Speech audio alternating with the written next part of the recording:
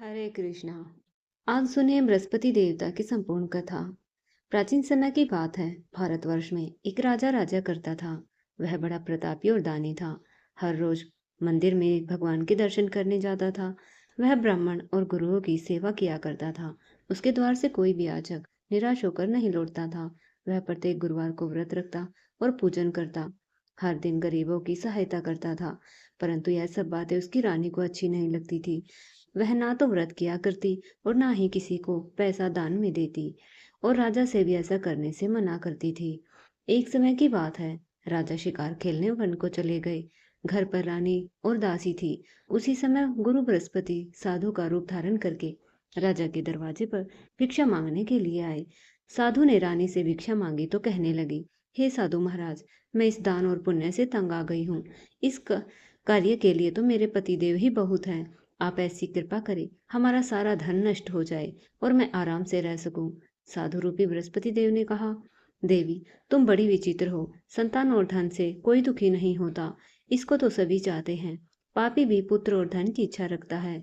अगर तुम्हारे पास इतना धन है तो भूखो मनुष्य को भोजन कराओ, प्याओ बनवाओ, ब्राह्मण को दान दो, धर्मशालाएं बनवाओ, बावड़ी बनवाओ, निर्धन की कुंवारी कन्याओं का विवाह कराओ। इस प्रकार के कर्मों से आपके कुल का और आपका नाम परलोक में सार्थक होगा और स्वर्ग की प्राप्ति होगी। किंतु रानी साधु की इन बातों से खुश नहीं हुई।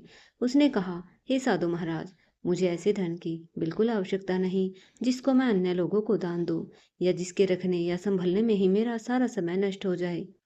तब साधु ने कहा, हे देवी, अगर तुम्हारी ऐसी ही इच्छा है तो जैसा मैं तुम्हें बताता हूँ वैसा ही करना। बृहस्पतिवार के दिन घर को गोबर से लीपना, अपने केशों को पीली मिट्टी से धोना, राजा से कहना वह दाढ़ी कटवाए, भोजन में मांस मदिरा खाना, कपड़ा धोबी के यहाँ धुलने देना। इस प्रकार 7 बृहस्पतिवार करने से तुम्हारा सब धन नष्ट हो जाएगा। यह कहकर साधु महाराज रूपी बृहस्पति देव अंतर्ध्यान हो गए। रानी ने साधु के कहे अनुसार 7 बृहस्पतिवार तक वैसा करने का विचार किया। साधु के बताए अनुसार कार्य करते हुए केवल 3 बृहस्पतिवार ही बीते थे। उनकी संपूर्ण संपत्ति नष्ट हो गई। भोजन के लिए दोनों समय परिवार तरसने लगा। सांसारिक भोगों से दुखी रहने लगा। तब वह राजा रानी से कहने लगा, हे रानी, तुम यहाँ पर रहो। मैं दूसरे देश को जाता हूँ क्योंकि यहाँ सभी मुझे जानते हैं, इसलिए मैं यहाँ कोई काम नहीं कर सकता। मैं अब परदेश जा रहा हूँ, वहाँ कोई काम धंधा करूंगा। शायद हमारा भाग्य बदल जाए। ऐसा कहकर राजा परदेश चला गया। वहां जंगल से लकड़ी काट कर लाता और शहर में बेचता। इस तरह जीवन बिताने लगा। इधर राजा के बिना रानी और दासियां दुखी रहने लगी। किसी दिन भोजन मिलता, किसी दिन जल पीकर ही रह जाती। एक बार रानी और दासियों को 7 दिन तक बिना भोजन के रहना पड़ा। तो रानी ने अपनी दासी से कहा, हे दासी, यहाँ पास के ही नगर में मेरी बहन रहती है। वह बहुत धनवान है। तू उसके पास जा और वहां से 5 सेर भेजर लेकर आ, जिससे कुछ समय के लिए गुजारा हो जाए। दासी रानी की बहन के पास गई। रानी की बहन उस समय पूजा कर रही थी। दासी ने रानी की बहन से कहा, हे रानी, मुझे आपकी बहन ने भेजा है, मुझे 5 शेर बेजर दे दो। दासी ने यह बात अनेक बार कही, परंतु रानी की बहन ने कोई उत्तर नहीं दिया, क्योंकि उस समय वह बृहस्पति देव की कथा सुन रही थी। जब दासी को रानी की बहन से कोई उत्तर ना मिला तो वह दुखी हुई और उसे गुस्सा भी आया। वह लौटकर रानी से बोली, हे रानी, आपकी बहन तो बहुत ही घमंडी है। वह तो छोटे लोगों से बात भी नहीं करती। मैंने उससे बहुत बार कहा, लेकिन उसने कोई उत्तर नहीं दिया। मैं वापस आ गई। रानी बोली, हे दासी, इसमें उसका कोई दोष नहीं। जब बुरे दिन आते हैं तब कोई सहारा नहीं देता। अच्छे बुरे का पता विपत्ति में ही लगता है। अब तो जो ईश्वर की इच्छा होगी, वह सब हमारे भाग्य का दोष है। उधर रानी की बहन ने सोचा कि मेरी बहन की दासी आई थी, परंतु मैं उससे नहीं बोली। इससे वह बहुत दुखी हुई होगी। अतः कथा सुनकर भगवान विष्णु का पूजन समाप्त करके वह अपनी बहन के पास गई और कहने लगी, हे बहन, मैं बृहस्पतिवार का व्रत कर रही थी। तुम्हारी दासी हमारे घर आई थी, परंतु जब तक कथा होती है तब तक हम लोग ना उठते हैं ना बोलते हैं, इसलिए मैं नहीं बोली।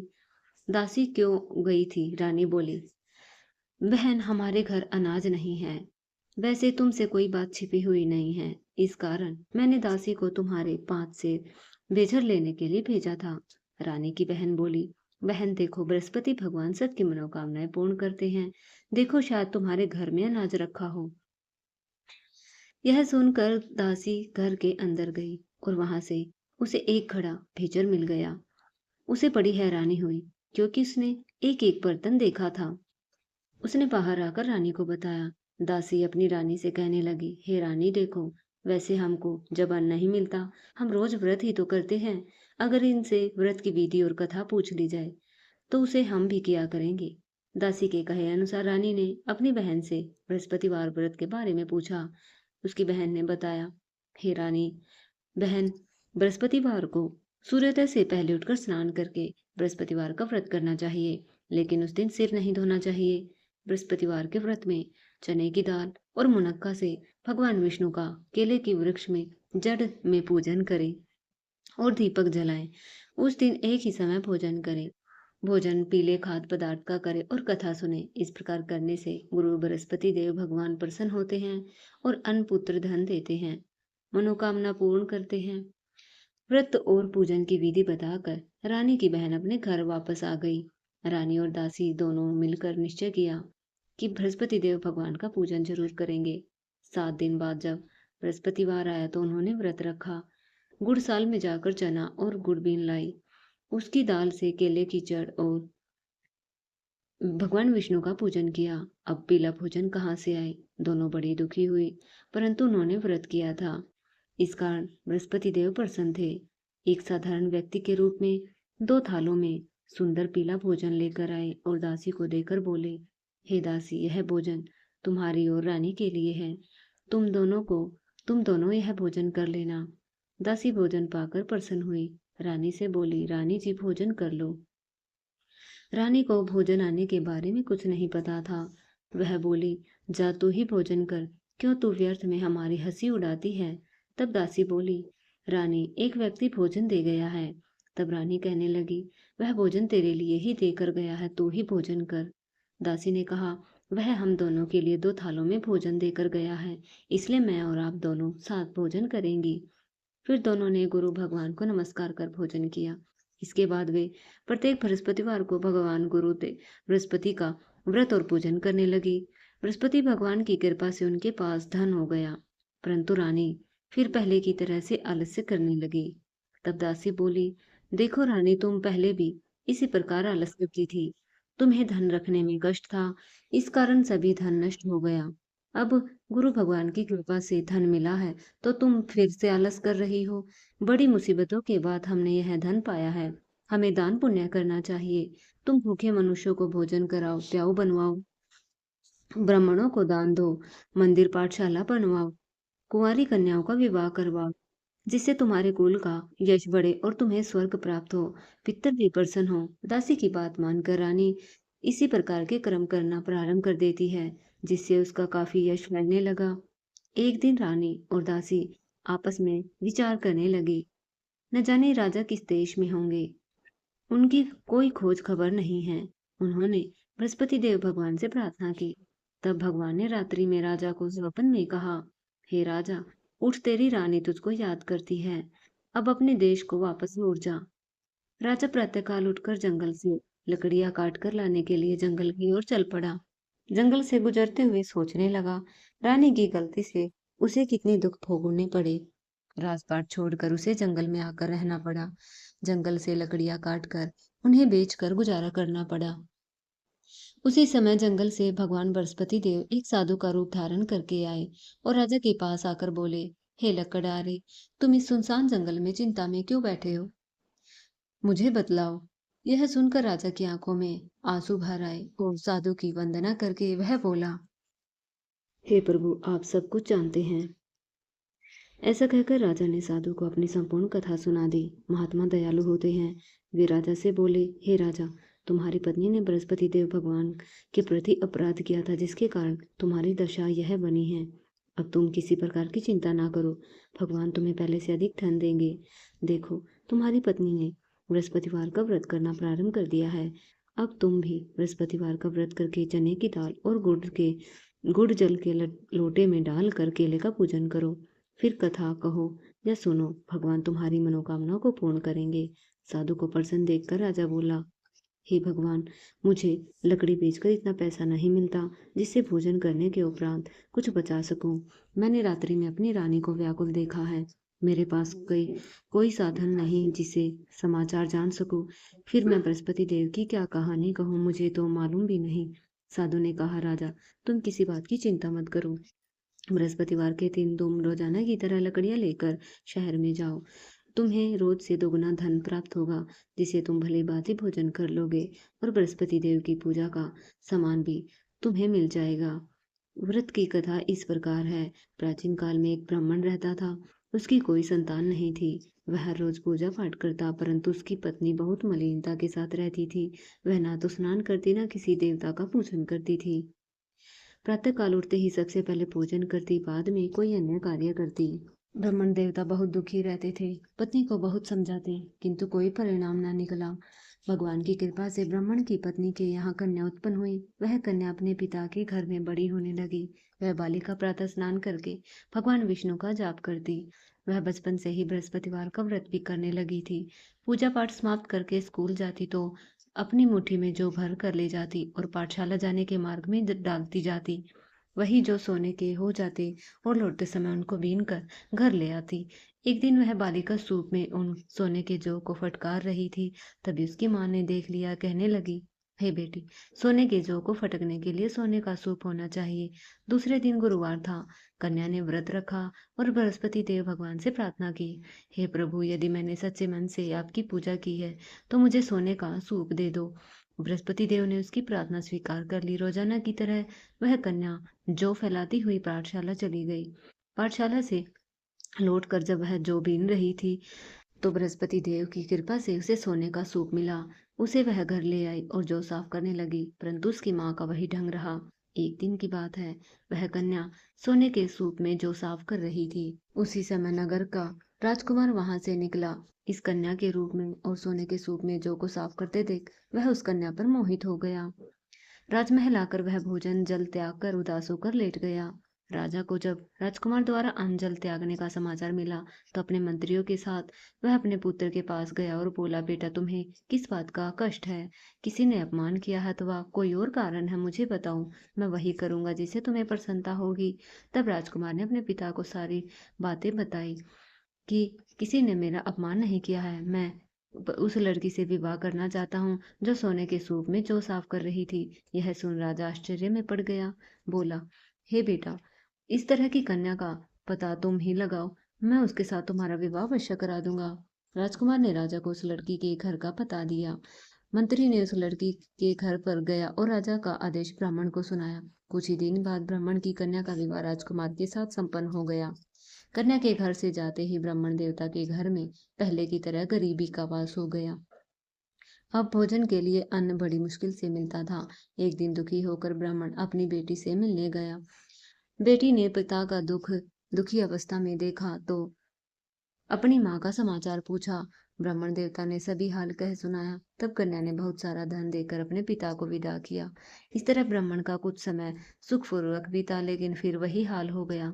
ब्राह्मण फिर अपनी कन्या के यहाँ गया। सभी हाल कहा तो पुत्री कहने लगी, हे पिताजी, अब माताजी को यहाँ लेकर आओ। मैं उन्हें वह विधि बता दूंगी जिससे गरीबी दूर हो जाए।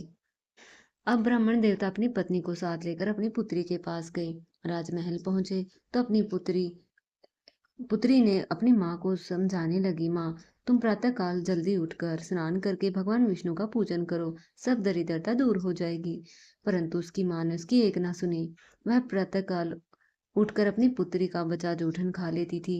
एक दिन उसकी पुत्री को बहुत गुस्सा आया। उसने एक रात कोठरी का सारा सामान बाहर निकाला और उसने अपनी माँ को बंद कर दिया। प्रातः उसमें से निकाला और स्नान आदि करा के पूजा पाठ करवाया तो उसकी माँ की बुद्धि ठीक हो गई। इसके बाद वह नियम से पूजा पाठ करने लगी। इस व्रत के प्रभाव से उसकी माँ बहुत ही धनवान हो गई और बृहस्पति देवता के प्रभाव से स्वर्ग को गई। वह ब्राह्मण भी सुखपूर्वक इस लोक का सुख भोग कर स्वर्ग को प्राप्त हुआ। इस तरह यह कहानी कहकर साधु महाराज वहां से अंतर्ध्यान हो गए। धीरे धीरे समय बीत गया और फिर बृहस्पतिवार का दिन आया। राजा जंगल से लकड़ी काटकर शहर बेचने गए। उस दिन उसे और दिनों से ज्यादा धन मिला।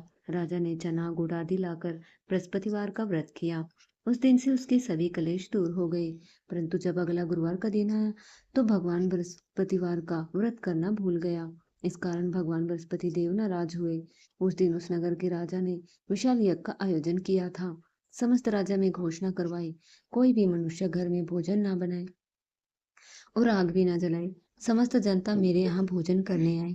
इस आज्ञा को जो ना मानेगा उसे फांसी दी जाएगी। राजा की आज्ञा मानकर राज्य के सभी निवासी राजा के भोग में सम्मिलित हुए। लेकिन लकड़हारा कुछ देर से पहुंचा, इसलिए राजा उसको अपने साथ महल ले गए। जब राजा लकड़हारा भोजन करा रहे थे, तो रानी की दृष्टि उस खूंटी पर पड़ी जिस पर उसका हार था। उसे हार खूंटी पर लटका दिखाई नहीं दिया। रानी को निश्चय हो गया, मेरा हार इस लकड़हारे ने चुराया है। उसी समय सैनिक बुलवाकर उसको कैद खाने में डलवा दिया। जब लकड़हारा कारागार में पड़ गया, तो दुखी होकर विचार करने लगा, न जाने कौन से जन्म का मुझे अकर्म भोगना पड़ रहा है। उसी समय या साधु को याद करने लगा जो उसे जंगल में मिला था। तत्काल बृहस्पति देव साधु के रूप में प्रकट हुए। उसकी दशा देखकर कहने लगे, अरे मूर्ख, तूने बृहस्पति देवता की कथा नहीं की, इस कारण तुझे यह दुख मिला है। अब चिंता मत कर, बृहस्पतिवार के दिन कारागार के दरवाजे पर 4 पैसे मिलेंगे। उनसे तू बृहस्पति देव की पूजा करना, तेरे जो कष्ट होंगे सभी दूर हो जाएंगे।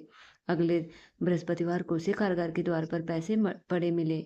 राजा ने पूजा का सामान मंगवाकर कथा कही और प्रसाद बांटा। उसी रात्रि बृहस्पति देव ने नगर के राजा को स्वप्न में कहा, हे राजा, तूने जिस आदमी को कारागार में बंद किया है वह निर्दोष है। वह राजा, उसे छोड़ देना। अगर तू ऐसा नहीं करेगा तो तेरा राज्य नष्ट हो जाएगा। राजा प्रातःकाल उठा और खूंटी पर हार टंगा देखकर लकड़हारे को बुलाकर क्षमा मांगी और राजा के योग्य सुंदर वस्त्र आभूषण भेंट कर उसे विदा किया। गुरुदेव की आज्ञा अनुसार राजा अपने नगर को चल दिया। राजा अब नगर के निकट पहुंचा, तो उसे बड़ा आश्चर्य हुआ। नगर में पहले से अधिक ताब तालाब, कुएं, बहुत सी धर्मशालाएं और मंदिर बन चुके हैं। राजा ने पूछा, यह किसका बाग और धर्मशाला है? तब नगर के सब लोग कहने लगे, यह सब रानी और दासी द्वारा बनवाए गए हैं। राजा को आश्चर्य हुआ और गुस्सा भी। जब रानी ने खबर सुनी राजा आ रहे हैं, अपनी दासी से कहा, देख, राजा हमको कितनी बुरी हालत में छोड़ गए थे। वह हमारी ऐसी हालत देखकर लौट न जाए, इसलिए तू दरवाजे पर खड़ी हो जा। रानी की आज्ञा मानकर दासी दरवाजे पर खड़ी हो गई। जब राजा आए तो अपने साथ महल में लेवा लाई। तब राजा ने क्रोध में आकर अपनी तलवार निकाली और पूछने लगा, बताओ, यह धन तुम्हें कैसे प्राप्त हुआ? तब रानी ने बताया, हमें यह सब धन बृहस्पति देव के व्रत के प्रभाव से प्राप्त हुआ है। राजा ने तब निश्चय किया कि 7 रोज बाद तो सभी बृहस्पति देव का पूजन करते हैं, परंतु मैं रोजाना दिन में 3 बार कथा कहा करूंगा, रोज व्रत किया करूंगा। अब हर समय राजा के दुपट्टे में चने की दाल बंधी रहती और दिन में 3 बार वह कथा कहता। एक दिन राजा ने विचार किया कि अपनी बहन से मिलकर आए। निश्चय कर कर वह घोड़े पर सवार होकर बहन के पास चल पड़ा। रास्ते में देखा, कुछ आदमी एक मुर्दे को ले जा रहे हैं। उन्हें रोककर राजा कहने लगा कि मेरी कथा, बृहस्पतिवार की कथा सुन लो। वे बोले, हमारा तो आदमी मर गया है, तुम्हें अपनी कथा सुनाने की पड़ी है। परंतु कुछ आदमी बोले, अच्छा कहो, हम तुम्हारी कथा सुनेंगे। राजा ने दाल निकाली और कथा कहनी शुरू की। जब कथा आधी हुई, वह मुर्दा हिलने लगा और कथा पूरी होने पर राम राम करके वह मनुष्य खड़ा हो गया। राजा आगे बढ़ा तो चलते चलते शाम हुई। आगे मार्ग के खेत में एक किसान हल चलाता मिला। राजा उससे बोला, भैया, मेरी बृहस्पतिवार की कथा सुन लो। किसान बोला, जब तक मैं तुम्हारी कथा सुनूंगा मैं 4 हरैया जोत लूंगा। जा अपनी कथा किसी और को सुना। राजा आगे चलने लगा। राजा के हटते ही बैल पछाड़ खाकर गिर गए। किसान के पेट में बहुत जोर से दर्द होने लगा। उसी समय किसान की माँ रोटी लेकर आई। जब उसने देखा, अपने पुत्र से सब हाल पूछा। बेटे ने सभी हाल बता दिया। बुढ़िया दौड़ी हुई घुड़सवार के पास आई और बोली, मैं तुम्हारी कथा सुनूंगी, तू यह कथा मेरे खेत पर चलकर सुना। राजा ने लौटकर बुढ़िया के खेत में जाकर कथा सुनाई और बैल खड़े हो गए और किसान के पेट का दर्द भी ठीक हो गया। अब राजा अपनी बहन के पास गया। बहन ने भाई की खूब खातिरदारी की। दूसरे दिन प्रातःकाल राजा जागा तो देखने लगा सब लोग भोजन कर रहे हैं। राजा ने अपनी बहन से पूछा, ऐसा कोई मनुष्य है जिसे भोजन ना किया हो, जो जो मेरे बृहस्पतिवार की कथा सुन ले? तो बहन बोली, हे भैया, यह ऐसा देश है जहाँ लोग पहले भोजन करते बाद में कोई अन्य काम करते हैं। मैं फिर भी देख कर आती हूँ, शायद कोई मिल जाए। वह कुम्हार के घर गई जिसका लड़का बीमार था। उसे पता चला कि उसने 3 दिन से कुछ नहीं खाया है। रानी ने अपने भाई को कथा सुनने के लिए कुम्हार के घर भेज दिया। तब राजा ने जाकर बृहस्पतिवार की कथा कही, जिसे सुनकर उसका लड़का ठीक हो गया। अब तो राजा की प्रशंसा होने लगी। एक दिन राजा अपनी बहन से कहा कि बहन, मैं अपने घर जाऊंगा, तुम भी तैयार हो जाओ। राजा की बहन ने अपनी सास से अपने भाई के साथ जाने की आज्ञा मांगी तो सास बोली, चली जा, परंतु अपने लड़कों को लेकर मत जा, क्योंकि तेरे भाई की कोई संतान नहीं है। बहन ने अपने भाई से कहा, भैया मैं तो चलूंगी, परंतु कोई बालक नहीं जाएगा। राजा ने कहा, जब कोई बालक नहीं चलेगा तुम भी जाकर क्या करोगी। फिर दुखी मन से राजा अपने नगर को आया। राजा ने अपनी रानी से कहा, हम निसंतान है, इसलिए हमारे घर आना कोई पसंद नहीं करता, हम निर्वंशी राजा हैं। ऐसा कहकर वह बिना भोजन आदि शैया पर लेट गया। रानी बोली, हे प्रभु, बृहस्पति देव ने हमें सब कुछ दिया है, संतान भी जरूर देंगे। उसी रात बृहस्पति देव ने राजा को स्वप्न में कहा, हे राजा उठ, सभी सोच त्याग दे, तेरी रानी गर्भ से है। राजा को यह जानकर बड़ी प्रसन्नता हुई। 9वें महीने रानी के गर्भ से एक सुंदर पुत्र प्राप्त हुआ।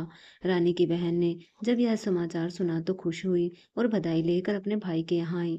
तभी रानी ने कहा, घोड़ा चढ़कर तो नहीं आई, गधा चढ़कर आई हो। राजा की बहन बोली, भाई मैं इस प्रकार न कहती तो तुम्हें संतान कैसे मिलती। बृहस्पति देव ऐसे ही हैं, जिनके मन में जो कामनाएं होती हैं सभी को पूर्ण करते हैं। जो सद्भावना पूर्वक बृहस्पति देव भगवान का व्रत करता है, कथा पढ़ता है और सुनता है और दूसरों को सुनाता है, तो भगवान बृहस्पति देव सभी की मनोकामनाएं पूर्ण करते हैं। बृहस्पति देव उनकी सदैव रक्षा करते हैं, जो संसार में सद्भावना और सच्चे मन से उनका पूजन करता है। जैसे बृहस्पति देव ने राजा की इच्छा पूरी की, वैसी ही इच्छाएं सभी की पूरी करे। मनुष्य को हृदय से उनका मनन करते हुए जय जयकार करनी चाहिए। प्रेम से बोलिए, बृहस्पति देवता की जय। प्रिय भक्तों, यह थी बृहस्पतिवार भगवान की कथा। कथा अच्छी लगी हो तो वीडियो को लाइक जरूर करें, ज़्यादा से ज़्यादा शेयर करें। फिर मिलते हैं एक और नई वीडियो के साथ। धन्यवाद।